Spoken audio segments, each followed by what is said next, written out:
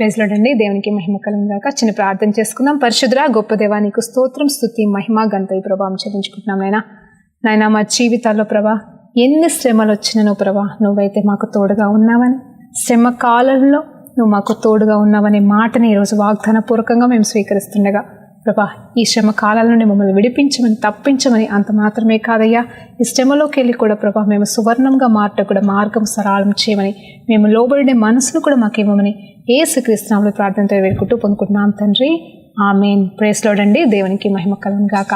మరి ఈరోజు దేవుడు మనతో మాట్లాడుతున్న అంశం ఏంటి అంటే శ్రమలలో దేవుని కాపుదల.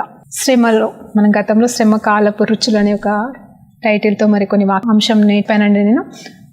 అంటే ఏదైనా సరే మీరు grace and truth ministries house of prayer యూట్యూబ్లోకి వెళ్తే మరి నేను ఇన్ని సంవత్సరాల నుండి టీవీ పరిచర్య ద్వారా ఇచ్చిన వాక్యాలన్నీ కూడా మరి టైటిల్ వైజ్గా ఉంటాయి, మీరు విని బలపరచబడొచ్చండి. సో ఈరోజు మనకి అంశం ఏంటంటే శ్రమలలో దేవుని కాపుదల. శ్రమలు అనగానే లోకానుసారమైన శ్రమలు, కుటుంబపరమైన శ్రమలు, శారీరక శ్రమలు, అంత మాత్రమే కాదు సాతాను మూలంగా వచ్చే శ్రమలు, ఇలా అన్ని రకాల శ్రమలు మనము ఎదుర్కొంటూ వస్తున్నాము. అయితే ఒక్కసారి మరి మేము మీకు ఒక ప్రశ్న ఇస్తున్నానండి. ఈ సమయంలో మీరు వింటున్నవారుగా ఇప్పుడు మీ వయసు ఎంత అనేది ఆలోచన చేస్తే నాకు వినిపించదండి. మీరు జస్ట్ మీరు 10 సంవత్సరాలు ఉన్నారా, ఒకవేళ చిన్న బిడ్డవైతే 20, 30, 40, 50, 100, ఎన్ని సంవత్సరాలు మీరు బ్రతుకుతున్నారు అంటే లైక్ ఎంత వయసు మీకుంది, మీ వయసుని బట్టి నేను ఒక ప్రశ్న అడగాలనుకుంటున్నాను.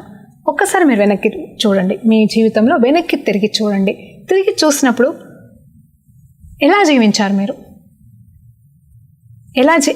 మీ జీవిత కాలానంతా ఒక్కసారి, అంటే నేనేమి కష్టాలని గుర్తు చేసుకుని ఏడవం అనట్లేదు ఇప్పుడు, లేకపోతే మీ పగ ప్రతీకారాలను అట్లాంటివి గుర్తు చేసుకుని కోపానికి ఉగ్రతకి రమ్మని నేను అనట్లేదు. కానీ జస్ట్ నేను ఈ కొద్ది క్షణంలో look back to your life and how you lived. నువ్వు ఎలాంటి జీవితం జీవించావు? నువ్వు పాపపు జీవితం జీవించావా, లేకపోతే మంచి జీవితం జీవించావా అనేది ఒక్క నిమిషం ఆలోచించు. ఇంకోటి ఏం ఆలోచిస్తామంటే, ఇన్ని సంవత్సరాల్లో నువ్వు ఎప్పుడైనా శ్రమల్లో పడ్డావా? శ్రమలు అంటే కష్టాలు. నువ్వు ఎంత పాపమైనా నీకంటూ ఒక కష్టం వస్తుంది కదా. నువ్వు అందరినీ శ్రమలోకి, నువ్వు అందరినీ హింసించేవాడివైనా, నువ్వు అందరినీ బాధ పెట్టేవాడివైనా, నువ్వు మంచోడివి కాకపోయినా నీకంటూ కూడా శ్రమలు వస్తాయి కదా. నీ ద్వారా ఇతరులకు శ్రమలు వచ్చినాను, నీకు కూడా శ్రమలు వస్తాయి కదా. తప్పుగా అనుకోకూడదు. ఖచ్చితంగా ఎవరికో దేవుడు మాట్లాడుతున్నాడు ఈ మాట. సో నీ వల్ల ఎంతమంది అయినా బాధపరచబడ్డారేమో ఒకసారి జ్ఞాపకం చేసుకోమా. దేవుడు నీకు ఒక మాట చెప్తున్నాడు ఈ సమయంలో, ఏంటంటే వాళ్ళని విడిచిపెట్టు, వాళ్ళని క్షమించేసి వాళ్ళని వదిలిపెట్టు. ఎవరి మీద నువ్వు పగ ప్రతీకారాలకు వెళ్ళాల్సింది కాదు. నీ తరపున న్యాయం ఉంటే దేవుడు చూసుకుంటాడు. నీ తరపున తప్పుంటే దేవుని సన్నిధిలో ఒప్పుకో, అప్పుడును దేవుడే చూసుకుంటాడు. నీకు న్యాయం కలుగుతుంది, నీకు మేలు జరుగుతుంది. నువ్వు అన్యాయస్తుడైతే నిన్ను క్షమించి నీకు మంచి మార్గాల్లోకి దేవుడు నడిపిస్తాడు. So this is what God is telling. So నువ్వు చూసుకో, నువ్వు ఆలోచన చేసుకో, choose yourself. And this is the one more last opportunity, maybe last or first, I don't know, but God is giving you one more opportunity to turn your life, దేవుని వైపు తిరగడానికి. Praise Lord. మా దేవునికి మహిమ కలుగును గాక. So శ్రమల్లో ఉన్నావా? శ్రమలు అనుభవించావా? ఒక్కసారి వెనక్కి తిరిగి చూసినప్పుడు నీ జీవితంలో ఎన్ని శ్రమలు అనుభవించావు, ఎన్ని కష్టాలు అనుభవించావు, ఎన్ని తుఫాన్ల గుండా వెళ్ళావు, ఎన్ని నష్టాల గుండా వెళ్ళావు, ఎంత భయంకరమైన పరిస్థితుల గుండా నువ్వు వెళ్ళుంటావో. ఆ సంవత్సరం ఆ సమస్య, ఈ సంవత్సరం ఈ సమస్య. కొంతమంది అయితే ఒకటి తర్వాత ఒకటి తప్పిందంటే ఒకటి వచ్చిందంటే ఒకటి. అవునండి, ప్రతి ఒక్కరికి ఇది ఉంది. నీకనే కాదు, నాకనే కాదు, ప్రతి ఒక్కరికి ఉందండి ఈ పరిస్థితి. సో అవి మనల్ని చంపేశాయా? అఫ్కోర్స్ అవి మనల్ని ముంచేసాయా? అవి మనల్ని కాల్చేసాయా? మన క్రైస్తవ భాషలో మాట్లాడుకుంటే ఆ సమస్యలు మనల్ని ముంచలేదు, ఆ సమస్యలు మనల్ని కాల్చివేయలేకపోయినాయి. కానీ ప్రతి దాని నుండి కూడా దాటుకుంటూ వచ్చాం. ఆ టైంలో అది ఇబ్బంది కావచ్చు, ఆ టైంలో మనకి కష్టాలు కావచ్చు. ఓకే, కరోనా వచ్చింది, పోయింది, వస్తుంది, పోతుంది, ఇంకా వస్తుంది అంటున్నారు, వీ డోంట్ నో. సరే, అది పక్కకు పెడితే కరోనాకి ముందు నువ్వు ఎన్ని సమస్యలు, ఇబ్బందులు గుండా వెళ్ళుంటావు చెప్పండి. ఎన్నో సమస్యలు గుండా వెళ్ళుంటావు. వాటన్నింటి నుండి దేవుడు తప్పించాడు. అప్పుడు నువ్వేమనుకున్నావు? అబ్బా, ఇది నరకం, ఇది శ్రమ, ఇది మహాశ్రమలు, ఇవి భయంకరంగా ఉన్నాయి అని అనుకున్నాం. వాటి నుండే కష్టమైపోయింది బయటకు రావడం. కానీ ఎప్పుడైతే ఈ కరోనా వచ్చిందో అవన్నీ కష్టాల్లాగా అనిపించాయండి. అసలు ఇది ఇంకా భయంకరమైన కష్టంలాగా అనిపించలేదా? వాటితో పోలిస్తే ఇది భయంకరమైన కష్టం, అవునా కాదా? నిజమా? దేవుడు చెప్తున్నాడు కదా, అంత్యకాలంలో భయంకరమైన కష్టాలు వస్తాయి, భయంకరమైనవి వస్తాయి. హల్లెలూయా. ఆ కష్టాల నుండి తప్పించేవాడు ఎవరూ కాదు, దేవుడు తప్ప. ఇప్పుడు నీకున్న మనకొచ్చే సమస్యలను బట్టి కొన్ని తప్పుడు నిర్ణయాల వల్ల వచ్చినాయి కావచ్చు, లేకపోతే ఏదో రకంగా మనకు వచ్చినాయి కావచ్చు. అవి దానికి సొల్యూషన్ అనేది ఉంటుంది, అది కూడా దేవుడే ఇస్తాడు. దేవుడి జ్ఞానం మనం పొందుకొని దేవుని మీద ఆధారపడినప్పుడు ఆ సొల్యూషన్ కూడా ఇచ్చే దేవుడే. దేవుడు లేని వాళ్ళకు కూడా జ్ఞానయుక్తంగా ముందుకు సాగుతారు, ఆ సమస్య నుండి తప్పించుకుంటారు, బయటకు వస్తారు. There are different kinds of things. కానీ ఏదేమైనా ఇప్పుడు నేనేమంటున్నానంటే, గతంలో వచ్చిన శ్రమలతో పోలిస్తే ఈ సంవత్సరాల్లో వచ్చిన శ్రమలతో పోలుస్తున్నా, ఏది పోల్చినా మనము విడిపించబడ్డామా, ఆ శ్రమల్లోనే ఉన్నామా? ఒకవేళ ఇప్పుడు కొత్త శ్రమలో నువ్వు ఉండొచ్చు, ఇది కూడా దేవుడు దాటిస్తాడు. అది దాటించిన దేవుడు, అక్కడ మనల్ని కాల్వనీయకుండా కాచి కాపాడిన దేవుడు, అక్కడ మనల్ని మునగనివ్వకుండా కాచి కాపాడిన దేవుడు, ఇప్పుడు నువ్వు ఏ సమస్యలోనో దేవుడు విడిపిస్తాడు. అది దేవుడిచ్చే ప్రవచనాత్మకమైన వాగ్దానం ఈ మధ్యాహ్న కాల సమయంలో. ఎందుకంటే శ్రమలలో దేవుడు కాపుదలనిస్తున్నాడంట. హల్లెలూయా. శ్రమలలో దేవుని కాపుదల ఎప్పుడైనా ఆలోచన చేశారండి? కోడి తన రెక్కల కింద ఎట్లా బిడ్డల్ని కాచి కాపాడుకుంటుందో. హల్లెలూయా. అక్కడ శ్రమ లేదా అండి? అసలు కోడి తన రెక్కల కిందకి పిల్లల్ని ఎందుకు తీసుకొస్తుంది? ఎప్పుడైనా ఆలోచన చేశారు? కాపాడుతుంది. కోడి తన రెక్కల కింద కాచి కాపాడినట్టుగా దేవుడు నన్ను కాపాడుతున్నాడు. దేవుడు కూడా చెప్తున్నాడు, మిమ్మల్ని నేను కాపాడుతున్నాను అని చెప్తున్నాడు వాగ్దానపూర్వకంగా. రైట్, అవును దేవా, నన్ను కాపాడుతున్నందుకు నీకు స్తోత్రం. ఎందుకు కాపాడాలా? కష్టం వస్తేనే కదా కాపాడాలి, శ్రమ ఉంటేనే కదా కాపాడాలి. అసలు ఆ కోడి ఏం చేస్తుంది? ఫస్ట్ ఆ పిల్లల్ని వదిలేస్తుంది. చిన్నపిల్లలు తిరుగుతూ ఉంటాయి. ఎప్పుడు వస్తుంది అది తల్లి? 24 గంటలు అయితే కూర్చోదు కదా, రెక్కలు కప్పి 24/7 మరి ఆ బిడ్డల్ని పట్టుకొని అలాగే రెక్కలు చాపి కూర్చోదు కదండి. ఎప్పుడైతే ఆ గద్దనో ఆ శత్రువు ఏదో వస్తుంది, తన బిడ్డని ముట్టుకుంటుంది, హల్లెలూయా, దేవునికి మహిమ కలుగును గాక. ఎప్పుడైతే ఆ శ్రమ వస్తుందని తల్లి చూస్తుందో, ఆ కోడి చూస్తుందో, వెంటనే పరిగెత్తుకుంటా ఒక సిగ్నల్ ఇచ్చి అరిచి ఆ పిల్లల్ని సమకూర్చి దాని రెక్కల కింద కాచి కాపాడుకుంటుందండి తల్లి కోడి. ఆ రీతిగానే శ్రమలు వస్తున్నాయి అన్నప్పుడు దేవుడు ఆయన కాపుదల కంచె అనేది మన పట్ల నిత్యం నిరంతరం ఉంటుందండి. యోసేపుకి తోడై ఉన్నాడు. అలాగే ఎన్నో శ్రమలు యోసేపు జీవితంలో చూస్తే ఆయన భరించిన శ్రమలు అంతా ఇంత కాదు. 1 కాదు 2 కాదండి. మన గతంలో ధ్యానించున్నాం 13 సంవత్సరాలు శ్రమకాలం, 30 మళ్ళీ తర్వాత 23 సంవత్సరాలు ఫ్యామిలీ నుండి దూరం. అది మామూలు వేదన కాదు. అప్పుడు సమకూర్పు జరిగింది. ఆ శ్రమలన్నింటిలో యోసేపుకి దేవుడు తోడై ఉన్నాడు. ఇప్పుడు మనకి దేవుడు తోడే ఉండడం మాత్రమే కాదు, ఈ శ్రమలలో నా కాపుదల ఉందని దేవుడు వాగ్దానం చేస్తున్నాడు. అందుకోసమే నువ్వు శ్రమలు, నేనేమన్నా అందుకన్నా ఎన్ని శ్రమల గుండా నువ్వు వెళ్ళావు, పేపర్ రాసుకో. ఇప్పటివరకు వాగ్దానాలు రాసి కూర్చున్నావా? ఇప్పుడు వరకు నీ కష్టాలు రాసుకుంటున్నావా? నీ వేదనలు రాసుకుంటున్నావా? ఎంత ఖర్చు అయిందని రాసుకుంటున్నావా? ఎంత బిల్ అయిందని రాసుకుంటున్నావా? ఎంత ఆస్తుందని రాసుకుంటున్నావా? ఎంత పంచాలని రాసుకుంటున్నావా? దయచేసి ఇప్పుడు కూర్చొని, నువ్వు స్త్రీవా, పురుషుడివా, అమ్మాయివా, అబ్బాయివా, నాకు సంబంధం లేదు, చిన్నోడివా, పెద్దోడివా, నీ వయసుతో నాకు సంబంధం లేదు. నువ్వు రాసుకోగలితే రాసుకోలేకపోతే గుర్తుంచుకోగలితే గుర్తు చేసుకో, చదువు రాకపోతే ధ్యానించు. ఎన్ని శ్రమల గుండా నిన్ను దేవుడు తప్పించుకుంటూ తీసుకొచ్చాడు. Praise the Lord. కోడి ఆలోచన చేశామండి, ఒట్టిగా చెప్పేసుకోండి, కోడి తన రెక్కల కింద కాచి కాపాడినట్టుగా దేవుడు నన్ను కాచి కాపాడుతున్నాడు. ఎస్, శ్రమ వచ్చినప్పుడే కోడి పరిగెత్తుకుంటూ వస్తుంది. అలా అని చెప్పేసి కోడి తన బిడ్డల్ని ఎంతవరకు చూసుకుంటుంది అంటే, అది ఉన్నంతకాలం, ఆ పిల్లలు పెరిగినంతకాలం, పెరిగిన తర్వాత వదిలేస్తుంది. కానీ నా దేవుడు, మన యేసయ్య, మనల్ని సృష్టించిన మనకు సృష్టికర్త, ఆయన ఎన్నటికీ విడిచిపెట్టాడు. ఈ శ్రమలు ఎప్పటికీ ఆగిపోకపోవచ్చండి. మనం జీవించినంత కాలం ఈ శ్రమలు ఉంటాయి. హల్లెలూయా. ఒకటి కాకపోతే ఒకటి. We are in the end days. Truly ఇంతకంటే భయంకరమైన మనం చూడబోతున్నాం. నేను ఒప్పుకుంటాను, చాలామంది చాలా కుటుంబ సభ్యుల్లో, అంటే మీ కుటుంబ సభ్యులు కావచ్చు, ఇతరుల కుటుంబ చాలామంది ప్రాణాలు కోల్పోయినారు. ఎస్, ఆ టాపిక్ కూడా వస్తాను. కానీ నిజం చెప్పాలంటే మరణం ఎవరు తప్పించుకోగలరండి? నేను ఈరోజు మాట్లాడుతున్నాను, నా లాస్ట్ శ్వాస ఎప్పుడు నాకే తెలీదు. మరణం తథ్యమండి. పుట్టినవాడు మానరు. ఖచ్చితంగా ప్రతి ఒక్కరూ, పుట్టిన ప్రతి జీవి మరణించాల్సిందే. నువ్వు మోజెస్ లాగా 120 సంవత్సరాలు బతుకుతావా? లేకపోతే ఇంకొకరిలాగా 900 సంవత్సరాలు బతుకుతావా? ఏదేమైనా సరే ఆదాం చేసిన తప్పుల వల్ల మరణం అనేది వచ్చేసింది భూలోకానికి. మరణం అనేది సత్యం. ఆ మరణానికి అంతం ఏంటి తెలుసా అండి? దేవుని రెండో రాకడ. దేవుని రెండో రాకడ వస్తే మరణం అనేది ఆగిపోతుంది. Praise the Lord. దేవునికి మహిమ కలుగుగాక. అంటే మళ్ళీ నేను ఇంకొక కాంటెస్ట్లోకి నేను వెళ్ళదలుచుకోలేదు, కానీ చెప్తున్నాను, మనం దేనికి భయపడాలి అంటే ఈ శ్రమలకి ఇబ్బందుల గురించి మనం భయపడాల్సిన అవసరం లేదు. కానీ దేనికి భయపడాలంటే రెండో మరణానికి భయపడండి దయచేసి. రెండో మరణం అంట. అవును కదా, రక్షణ గురించిన సువార్త మనకు తెలుసు కదా, రక్షణ గురించిన వాక్యాలు మనకు తెలుసు కదా. రక్షణ పొందుకోవడం అంటే ఏంటో తెలుసు కదా, తిరిగి జన్మించుట. జన్మించిన వాడు తిరిగి జన్మించాలా, అది సత్యం, రైట్? అప్పుడు మనం రక్షణ పొందుకుంటాం. రక్షణ పొందుకుని బాప్టిజం కూడా తీసుకోవాలి. అప్పుడు మనం పరలోక రాజ్య వారసులుగా మార్చబడతాం. దేవుని బిడ్డలమని పిలువబడతాం. క్రీస్తు వారసులమని అనబడతాం. ఎప్పుడు? ఆయన రక్తం చేత కడగబడాలి, ఆయనే దేవుడిని ఒప్పుకోవాలి. ఇదంతా మనకి తెలిసిందే క్రైస్తవుల అయిన మనకి. హల్లెలూయా.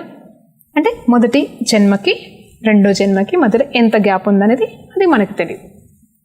అంటే మనం రక్షించబడుతున్నాము, నూతన సృష్టిగా మార్చబడుతున్నాం, నూతన జన్మని మనం పొందుకుంటున్నాం. హల్లెలూయా. అలాగే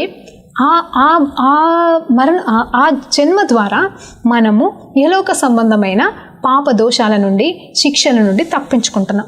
శ్రమలు వస్తాయి కాదనట్లేదు, అవి మనల్ని ముంచజాలవు, కాల్చజాలవు. మళ్ళీ జ్ఞాపకం చేస్తున్నాను, ఎందుకంటే దేవుని ప్రేమ మన పట్ల ఉంది. Praise the Lord. తర్వాత చూసినప్పుడు మళ్ళీ నెక్స్ట్కి వెళ్ళిపోతే మరణం అనేది సత్యం. మనం పుట్టినాం కాబట్టి చనిపోతాం. సో ఈ పునర్జన్మ, మన రక్షణ అనే జన్మని మనం పొందుకున్నాం కాబట్టి రెండో మరణం నుండి మనం తప్పించబడుతున్నాం. హల్లెలూయా. దేవునికి మహిమ కలుగుగాక. ఎట్లా తప్పించబడతాము అనేది చూస్తే, మరి మరణం అయితే తథ్యమండి, మళ్ళీ చచ్చిపోతాం. కానీ చనిపోయిన తర్వాత మనకి మరి రెండో మరణం అనేది ఒకటి ఉంది. అదేంటి అంటే నిత్య నరకంలోకి పడేసే మరణం. ఆ మరణం మనకు ఉండకూడదు. ఆ మరణం నుండి తప్పించడమే. రెండో జన్మ పొందుకున్నవాడు రెండో మరణానికి పాత్రుడు కాడు. అది ఎప్పటి వరకు అంటే నువ్వు పవిత్రంగా, పరిశుద్ధంగా, దేవునికి ఇష్టడిగా ఒకవేళ పడ్డా తిరిగి లేచి పవిత్రంగా బ్రతకడానికి ప్రయత్నం చేస్తే నీకు రక్షణ ఉంటే నువ్వు రెండో మరణానికి వెళ్ళవు. ఈ రెండో మరణం గురించి నువ్వు భయపడు. శ్రమలకు, ఇబ్బందులు, ఇరుకల గురించి కాదు. మరణించిన వాళ్ళు పరలోకానికి వెళ్ళారా, నరకానికి వెళ్ళారా అనే భయం నీకుంటే నేను ఒకటే మాట చెప్తున్నాను, వాళ్ళు ఏ రీతిగా మీ బంధువులు ఎవరైనా, మీకు తెలిసిన వాళ్ళు ఎవరైనా, ఒకవేళ నేను చెప్తున్నాను, దేవుని బిడ్డగా చెప్తున్నాను, మీరు నమ్మండి, నమ్మకపోండి, దేవుని బిడ్డగా నేను చెప్తున్న మాట ఏంటంటే, the truth is, this is what the God says. Corona వల్ల చనిపోయిన వాళ్ళు ఎవరు నరకానికి వెళ్ళలేదు, వాళ్ళు రెండో మరణానికి పోరు. I'm telling with the guts. ఎందుకు చెప్తున్నాను అంటే, వాళ్ళకి ఒకవేళ వాళ్ళు నిజంగా పాపం చేసిన వాళ్ళైతే వాళ్ళకి అదే శిక్ష అనుకుంటా కాసేపు. అఫ్ కోర్స్ ఐఎమ్ సారీ అండి, నేను దేవునికి వ్యతిరేకంగా నేను నిలబడట్లేదు ఇక్కడ. దేవుని చిత్తానుసారంగా నేను నిలబడుతున్నా కాబట్టి ధైర్యంగా ఈ మాట చెప్తున్నాను. దేవుడు ప్రేమ కలిగిన దేవుడు గొప్ప దేవుడు. కాకపోతే కొన్ని మనకి తెలియకపోవచ్చు. నేను ఆవేశపూర్వకంగా కూడా మీతో మాట్లాడచ్చు. కానీ దేవుని ప్రేమ గురించి బాగా తెలిసిన నేను చెప్పగలిగింది ఏంటంటే, బాధపడకండి, నీ ప్రియులు పరలోకానికి వెళ్ళారని నమ్ముదాం. ఒకవేళ మీ వాళ్ళు ఎవరైనా చనిపోయి ఉంటే క్షమించండి. హల్లెలూయా. దేవునికి మహిమ కలుగుగాక. రెండో మరణం అంటే నరకం అండి. ఆ నరకానికి మాత్రం మనం పోకూడదు దయచేసి. ఇది మనం తెలుసుకోవాలి. ఆ ఫస్ట్ డెత్ అనేది ఎవరు తప్పించుకోలేరు, కానీ మరి మనం మాత్రం నరకానికి వెళ్ళకూడదు. ఆ నరకం నుండి అయితే ఇప్పుడు నేనేమంటాను, ఒకవేళ నువ్వు రక్షణ పొందుకోలేదా, నువ్వు నామకార్థ క్రైస్తవుడవా? ఈ నామకార్థ క్రైస్తవుడు అనే పదం వాడాలంటే నాకు ఇష్టం ఉండదండి. నువ్వు క్రైస్తవుడు అంటే చాలు. నామకార్థ క్రైస్తవులు, ఆత్మీయ క్రైస్తవులు ఇవన్నీ కాదండి. క్రైస్తవులం అవుదాం అందరము ఇప్పటికైనా మరి ఆత్మీయ జీవితంలో దేవుని వారసులుగా, దేవుడిచ్చిన వారసత్వాన్ని అనుభవిస్తూ ఆయన పోలికలో జీవిస్తూ ముందుకు సాగుదాం. ఆయన బిడ్డలం అవుదాం, ఆయన వారసులం అవుదామండి. మరి మరలా చెప్తున్నాను, డోంట్ ఫియర్. దేవుడు ఈరోజు ఇస్తున్న శ్రేష్టమైన వాగ్దానం ఏంటంటే, భయపడవద్దు అని దేవుడు చెప్తున్నాడు. ఎస్, ఆయన ఎంత మంచి దేవుడు అంటే, నేనున్నా నీకు తోడుగా. శద్రక్, మెషక్, అబేద్నెగోలు అగ్నిగుండంలో వేసినప్పుడు 4వ వ్యక్తిగా నిలబడ్డ ఆ దేవుడు ఇప్పుడు నాతో మాట్లాడుతున్నాడు. ఏంటి అంటే, ఆయన ఈ శ్రమల్లో మనల్ని ముంచివేయడు. మరణం అనేది ముంచివేయట కాదండి. మరణించినంత మాత్రాన అది దేవుని శిక్ష కాదని మరలా జ్ఞాపకం చేస్తున్నాను. ఒక వాక్యం గుర్తొస్తుందండి. ఏంటంటే మరి సంఖ్య గుర్తు రావట్లేదు. ఈ లోకంలో పుట్టుట కంటే మరణం గొప్పదంట. నీతిమంతుల మరణం దేవునికి ప్రీతికరం అంట. ఇప్పుడు నాకు చెప్పండి, ఇంకా ఎందుకు మరణం గురించి భయపడుతున్నారు? నేనేమనుకుంటాను తెలుసా? దేవానికి స్తోత్రమయ్యా, ఇక్కడ కళ్ళు మూస్తే అక్కడ పరలోకంలో నీ సన్నిధి తెరుస్తాను కదయ్యా, నన్ను తీసుకో ప్రభా ముందు అని ప్రార్థన చేస్తాను. Yes, maybe this is not the right prayer, అది తప్పే కావచ్చు. కానీ నాకు నా దేవుడికి మధ్యలో నిజమే. పౌలు భక్తుడు అంటాడు కదా, పౌలు భక్తుడి కంటే గొప్పదాని అయితే కాదు కదా. ప్రభా నిజంగా ప్రభా ఇక్కడ కళ్ళు మూస్తే అక్కడ కళ్ళు తెరుస్తాను కదా ప్రభా, ఇక్కడ ఉండి ఏం చేస్తాం ప్రభా నీ దగ్గరికి రావడం కంటే. అన్ని రోజులు నేను ఎందుకు వెయిట్ చేయాలి ప్రభా? నువ్వు వచ్చేది ఎప్పుడు, మమ్మల్ని ఎత్తేది ఎప్పుడు? అప్పటి వరకు నేను జీవించినో తెలియదు, కానీ అదేదో ఇప్పుడే నీ దగ్గరికి వస్తే ఎంత ధన్యత ప్రభా. నిజమే కదండి. అలా మనం జీవిద్దాము. ప్రతిదినము మొదటి దినముగా దేవుని కొరకు, ప్రతిదినము చివరి దినముగా దేవుని సన్నిధిలో జీవిద్దామండి. అది దేవుడు మన నుండి కోరుకుంటున్నాడు. అది నిజమైన ఆత్మానుసారమైన జీవితం, నిజమైన రక్షణతో పొందుకున్న వారి జీవితం. ఇదండి నిజమైన నిరీక్షణ కలిగిన జీవితం. ఇలాంటి జీవితం కోసం మనం పోట్లాడాలి. ఎందుకే మనం రక్షణ పొందుకున్నామో, ఎందుకే దేవుడు మనల్ని రక్షించాడు. కష్టాలు రావని కాదు, శ్రమలు ఉండవని కాదు. అంత్యకాలంలో ఇవన్నీ శ్రమలు కలుగుతాయని చూడండి. మరి ఒకసారి మరి మత్తయి సువార్త 24వ అధ్యాయంలోకి వెళ్దాం. అక్కడ చూసినప్పుడు ఒక్కొక్క వచనాన్ని ఇవన్నీ వేదనలకు ప్రారంభం అంట. ఏది ఇప్పుడు వచ్చే కష్టాలు ఇవన్నీ కూడా వేదనలకు ప్రారంభం మాత్రమే. నేను ఒక మాట అంటాను, వేదనలు నిజంగా ఎప్పుడు ఆరంభించబడ్డాయండి లోకంలో? పాత నిబంధన ప్రకారంగా వేదనలు ఎలా వచ్చాయో తర్వాత సంగతి. కొత్త నిబంధన ప్రకారంగా యేసుప్రభు సిలువ వేదన కాదా? యేసుప్రభుని వెంబడించిన వారిని సిలువ వేసేశారు, కొట్టారు, చంపేశారు. మరి అవన్నీ కూడా అంత్యకాలంలో జరుగునని అప్పటి నుండి చెప్తున్నారు కదా. కానీ ఇక్కడ అప్పటి నుండి చాలామంది ఏమంటారు, 2000 సంవత్సరాల నుండి యేసుప్రభు వస్తున్నారని అప్పుడు అపోస్తులు కూడా చెప్పారు. వాళ్ళు చెప్పిందే నెరవేర్చబడలేదు, ఇప్పుడేం నెరవేర్చబడుతుందని కూడా మొన్నటిదాకా మరి మాట్లాడిన వాళ్ళు, వాదించిన వాళ్ళు ఉన్నారు. క్రైస్తవులే అండి, అన్యులకి ఇవన్నీ ఏం తెలియదు కదా. నిజం చెప్పాలంటే అప్పుడు మరి పౌలు భక్తులు అంత అద్భుతాలు చేస్తున్నామండి. ఆయనని శిక్షించలేదా? ఆయనకి శ్రమల పాలు కాలేదా? అది వేదన కాలం కాదా? అది ఆరంభం కాదా ఎన్ని డేస్కి? హల్లెలూయా. ఈ శ్రమలు అనేవి మన జీవితంలో మన నాశనానికి రావట్లేదండి. దేవుని మహిమార్థమే అని నమ్ముదాము. దేవుని రాజ్యం కట్టబడాలి అంటే అవునండి. యేసు ప్రభు వారు పుట్టినప్పుడు, ఆయన లోక రక్షకుడిగా వచ్చినప్పుడు హెరోదు ఏం చేశాడు? 3 సంవత్సరాలు అనుకుంటానండి, 2-3 సంవత్సరాల లోపు వాళ్ళందరినీ చంపేయమన్నాడు. ఒక్క యేసయ్య కోసం అంతమంది అన్యాయంగా చనిపోయారండి. చిన్న బిడ్డలు తప్పు చేశారా వాళ్ళేమన్నా? మరి యేసు ప్రభు తప్ప కాదండి. పర్వాలేదు, గోధుమ గింజ చావాలా? ఆ గోధుమ గింజ స్థానంలో ఆ 3 ఆ సమయంలో చిన్న బిడ్డలు అవసరమేమో? యేసు ప్రభు లోకరక్షణ కోసం వాళ్ళు చేసింది అది బలియాగం. దేవుని కార్యం కోసం వాళ్ళు వాడబడ్డారు. Praise the Lord. పౌలు భక్తుడు, పేతురు భక్తుడు వీళ్ళంతా వాడబడ్డారు. ఇప్పుడు మనం కూడా ఈ శ్రమల్లో వాడబడదాం దేవుని కోసం. సేవకులుగా సమర్పించుకున్న మనము, క్రైస్తవులుగా సమర్పించుకున్న మనము దేవుని కోసం సువార్త ప్రకటించడానికి క్రీస్తులకి శ్రమలు తప్పవని తెలిసి కూడా మనం ఏమైపోతున్నాము అంటే భయంకరమైన అబద్ధాల్లోకి మునిగిపోతున్నాం. అబద్ధపు అంటే మెడిటేషన్లోకి వెళ్ళిపోతున్నాం. రాంగ్ మెడిటేషన్, రాంగ్ తలంపులు, రాంగ్ ఆలోచన విధానం. మనం ఆలోచన విధానం నిజంగా మార్చుకోవాల్సిన కాలం వచ్చేసిందండి. దయచేసి ఎవరు RSS వాళ్ళు వచ్చి చంపితే శ్రమ అని కాదు. శత్రువు వేసే ఏ బాణమైనా శ్రమలే.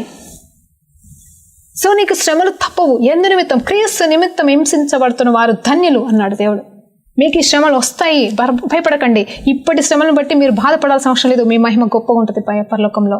సో ఈ లోకానికి సంబంధమైన వాటిని భయపడకుండా మీకు అప్పచెప్పిన బాధ్యతని బట్టి ముందుకు సాగడమే మన బాధ్యత అని చెప్తున్నాడు. సరే చూడండి, మరి సమయానికి ముగించులోకి వస్తుంటుండగా ఇవన్నీ వేదనలకు ప్రారంభం. ఎక్కడ వేదన? సిలువతోనే స్టార్ట్ అయిపోయింది. యోహాను కాలం తర్వాతనే స్టార్ట్ అయిపోయింది. ఆ తర్వాత లోకారంభం నుండి ఇటు శ్రమలు కలగలేదంట. ఇప్పుడు ఇంకా రాబోతున్నాయి. ఇట్లాంటి శ్రమలు కలగలేదు. వినవు. ఒకసారి ఆలోచించేయండి. యేసు ప్రభు కంటే గొప్ప వేదన ఇంకేమన్నా ఉందా? మరి అట్లాంటిది ఇంకోటి కలుగుతుందా? ఇంకొకరు చచ్చిపోతారు. పరిజన్ కోసం చెప్పట్లేదు, కానీ ఖచ్చితంగా ఈ శ్రమలు, శోధనలు, ఇబ్బందులు వస్తాయి. ఇవన్నీ మనల్ని నాశనం వైపు, నరకాని వైపు కాదు, కానీ మన మేలుకువ కొరకు, మన కళ్ళు తెరిపించడం కొరకు, మనం సిద్ధపడడం కొరకు, మనము ప్రయాసపడడం కొరకు, దేవునితో పాటుగా జత పనివారంగా అయ్యి మనం నిలబడడం కొరకు, దేవుని కోసం ఎంతైనా చేస్తానని చెప్పేసి పేతురులాగా మాట్లాడుతున్నాం కదా. దేవుని కోసం అద్భుతాలు, సూచక్రియలు, ఉపవాసాలు అవి ఇవి చేసి అభిషేకం కోసం పరిగెత్తి, అభిషేకం కోసం నిలబడి, అభిషేకం కోసం ఉపవాసాలు చేసి, దానికోసం ఏమన్నా చేస్తాం, మన శరీరాన్ని నిలగొట్టుకుంటాం. ఎందుకంటే అద్భుతాలు సూచక్రియలు జరిగితే గొప్పోళ్ళం అయిపోతాం. అదే శ్రమలు ఇబ్బందులకు వచ్చేసరికి మాత్రం మనకొద్దు. నిజంగా నేను చెప్పాలంటే ఎన్నో చెప్పగలనండి. ఇలాంటి ఉదాహరణలు నేను కేవలం బలపరిచే మాటని మాట్లాడాలనుకుంటున్నాను. మిమ్మల్ని బలపరిచే మాటలు, ధైర్యపరిచే మాటలు, హెచ్చరించే మాటలు అంతే నేను చెప్పాలనుకుంటున్నాను ఈరోజు. సో తర్వాత చూస్తే మరి ఇంకొక వాగ్దానం ఉంది ఇక్కడ చక్కగా. మత్తయి సువార్త 24:22 ఏమంటున్నారు తెలుసా? If the days are not decreased no one can be saved. చూడండి, ఒకవేళ ఆ శ్రమ కాలపు దినములంట తగ్గించబడకపోతే ఎవ్వరూ రక్షించబడలేరంట. అవునా? మరి కరోనా కాలంలో కూడా ఒక శ్రమ వచ్చేసింది. ఏంటంటే ఇంతమంది చనిపోతారు, అంతమంది చనిపోతారు అన్నారు. అంతమంది చనిపోయారా? మరి WHO ఇస్ బ్రేక్ తప్పు అయిపోయింది కదా. ఇప్పుడు WHO మీద కంప్లైంట్ చేద్దామా? అందరం దేశాలు కలిసి చేయగలమా? కాదండి. ఎందుకంటే దేవుడు మన మొర ఆలకించాడు. వాళ్ళు చెప్పింది కరెక్టే, ఆ కరోనా వలన అందరూ చనిపోవాల్సిందే. కానీ సత్యం ఏంటి తెలుసా? దేవుడు ఏం చేశాడు తెలుసా? అలాంటి శ్రమ కాలము తగ్గించాలని నిర్ణయించుకున్నాడు. ఎందుకంటే అది తగ్గకపోతే అందరు నాశనం అయిపోతారు. కాబట్టి ఫర్ హిస్ చోజన్ పీపుల్, ఆయన ఏర్పాటు చేసుకున్న వారి కోసం, అంటే వాళ్ళు ఏదో గొప్పగా అయిపోవాలి, నిలబడాలి, పరిచర్య చేయాలని కాదు, కానీ వాళ్ళని కాపాడుకోవడానికి కావచ్చు. అంటే మనమే, ఇంకెవరో కాదు. ఏం చేస్తున్నాడు తెలుసా? ఆ శ్రమ కాలాన్ని తగ్గిస్తాడు. తగ్గించలేదండి? తగ్గించలేదా? ఫస్ట్ 3 నెలలు వచ్చిపోయింది, మళ్ళీ 2 నెలలు వచ్చిపోయింది, ఇంకెన్ని నెలలు వచ్చిపోతుందో ఇంకా చెప్తున్నారు. అప్పుడప్పుడు వచ్చిపోతుందంట, చుట్టంలాగా వచ్చిపోతుందంట. కష్టాలు వచ్చిపోతున్నాయి కదా అలా. సో అలవాటు పడదాం అని చెప్పేసింది. బాధ లేదు, బెంగా లేదు, పర్వాలేదు. డెత్ పర్సెంటేజ్ ఎంత ఉంది? తగ్గుతుంది, పెరుగుతుంది. యాక్సిడెంట్స్ కంటే కరోనా పర్సెంటేజ్ తక్కువనే కదండి. హల్లెలూయా, దేవునికి మహిమ కలుగును గాక. నిజంగా చెప్తున్నాను, ఏ దేశంలో చూసినా కానీ డెత్ రేటు తగ్గిందో పెరిగిందో నాకు తెలియదు, కానీ మన దేశంలో అయితే డెత్ రేటు తగ్గిపోయిందండి. పాపాల మూలంగా చంపుకోవడాలు అట్లాంటివన్నీ చాలా తగ్గిపోయాయి. బట్టి నిజంగా పాపాలు తగ్గిపోయినాయి, పర్వాలేదు. శోధకుడు శోధించాడా, దేవుడు అనుమతించాడా తర్వాత విషయం, కానీ పాపాలు, ఆ చంపేసుకోవడాలు, నరకేసుకోవడాలు, ఆ పాపాలైతే, ఆ పాపపు మరణాలైతే తగ్గిపోయాయి కొంచెం. అందుకంటే నిజంగా దేవునికి మహిమ. ప్రతి దానిలోకి వెళ్ళి మేలే ఎంచుదామండి మనం. అందుకే దేవుడు చెప్తున్నాడు, ఒక్కసారి 1 తెస్సలోనికైయులకు రాసిన పత్రిక 5వ అధ్యాయాన్ని మనం ధ్యానించినప్పుడు అక్కడ కూడా 2వ రాకడకు సంబంధించిన గుర్తులు, శ్రమల గురించి క్లియర్గా మాట్లాడుతున్నాడండి. ఎంత మంచిగా మాట్లాడుతున్నాడు అంటే, ఎంత మంచిగా అంటే, ఇదిగో సహోదరులారా, ఆ కాలమును గురించి, ఆ సమయమును గురించి ఎవరికి తెలియదు. ఇది 2వ రాకడ గురించి. 2వ రాకడకు ముందు శ్రమలు వస్తాయి, రైట్.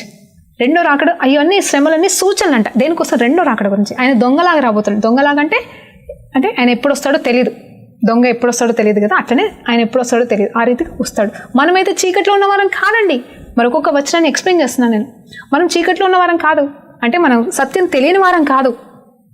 మనం వెలుగు సంబంధం, దేవుని సంబంధం. సత్యం తెలుసు మనకి. ఇక్కడ వెలుగంటే సత్యం తెలుసు. ఎస్, ఇవన్నీ జరుగుతాయి, జరగబోతున్నాయి, కానీ మీరు ధైర్యంగా ఉండండి, ధైర్యం తెచ్చుకోండి, నిలబడండి, మీ పనులు మీరు చెయ్యండి, మీ బాధ్యత మీరు చెయ్యండి.